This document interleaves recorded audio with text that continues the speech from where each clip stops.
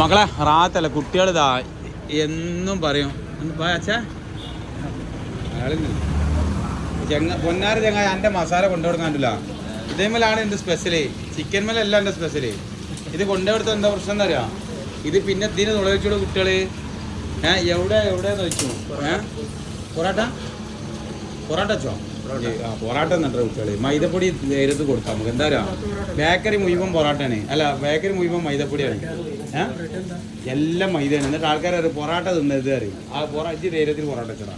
എന്താ ഇത് സംഭവം ഇവിടെ തെറ്റാണ് മാഷല്ല